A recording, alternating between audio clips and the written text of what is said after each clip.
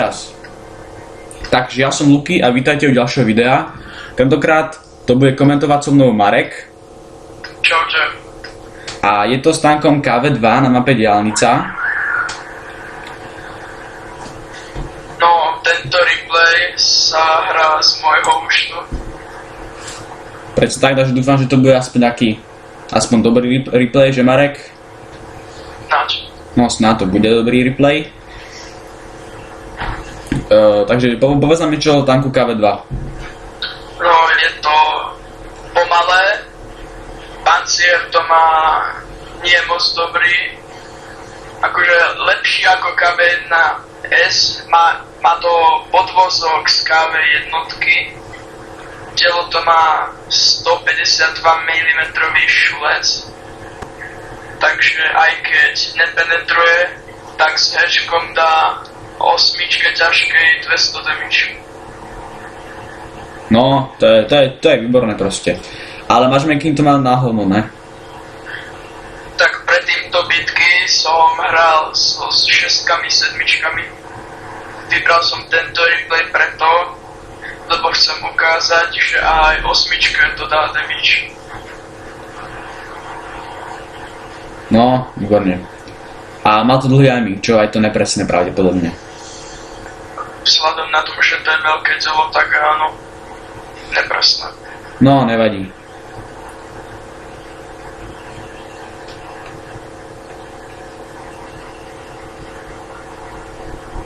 Však nevýhoda je, že keď hráš s 8, tak tie ťažké tanky ťa dajú väčšinou na 2 rany, že?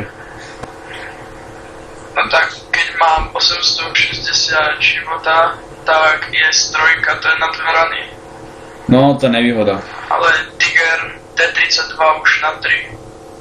Takže tu máme Chiri. Vidím, že som ho nejako nepenetroval, ale aj cez to všetko, že som ho nepenetroval, som ho zapálil. To si mohol dať APčka, ne? Mohol, ale ja túto celú hru budem strieľať hečko. No, netreba to riskovať. Tu máme KV4, spredu 213 damage. No, Čo je dosť málo, ale vzhľadom na to, že som ho nepenetroval a je to o 2 týry vyšší tank, tak je to celkom dobré. presne tak. Mi sa zdá, že toto dielo je na SUčku, nie? 152. Neviem, je to možné. Ako ráž je taká istá. A keď dá SU 152 goldy, tak to dá za 700. Čo fakt neznášam.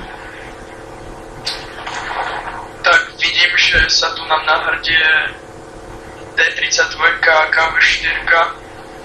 Vzadu tam kempí náš Borsig, tak možno ma pokrie. Vidíme, že už KV4 dal ráno za 700 viek. Nevýhoda je, že má to dielo toredovať za 700, lebo má menšie DPM-ko. Lepšie bolo, keby mal to toredovať za 500. Tak tu sa teraz budem musieť skryť pred týmito dvomi a dúfať, že HM-ko ich zničí. KV4 už sa tu nám narúti, ale v poslednej chvíli ma zachránil. No to si mal z pekla šťastie, Marek. Teraz T32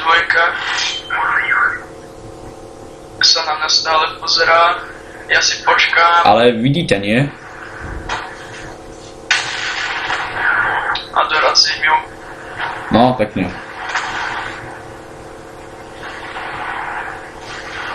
Tak vidím, že už je to 9-4.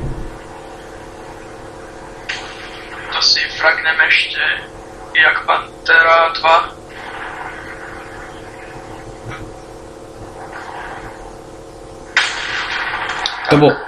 To bol strašný frak, však mám koľko? 76 HP. No a niekto ho fragnúť musel. No však musel, no ale tak... A čo ak by dal ešte 500 damage? Akože treba zabíjať tanky čím skôr.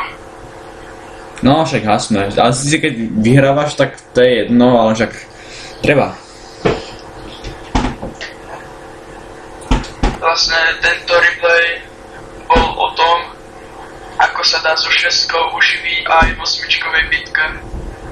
No presne, lebo veľa hráčov, keď majú o 2 týry menší tank, ako to povie v tej bitke, kempy, aj keď je napríklad metko. A vlastne to je trochu blbosť, keďže vlastne ty by si aj mohol vlastne využiť ten potenciál toho tanku, ale ty si proste povieš, že je to zbytočné a tak kempíš. Tak už sa tu ani nič diať nebude.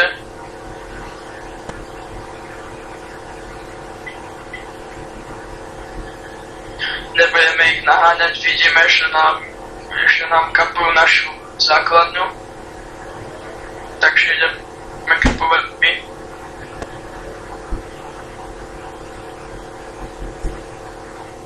Tu sa nás pokusí resetnúť RKM-ko, ale moc mu to nevíde. Zase si to ešte počká, že si vystrelím, ale už je mŕtvý.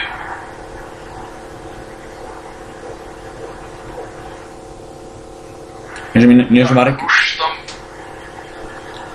No, že vieš, že keď je viac, na base, keď je viac tankov ako 3, tak je to ako keby kapovali traja.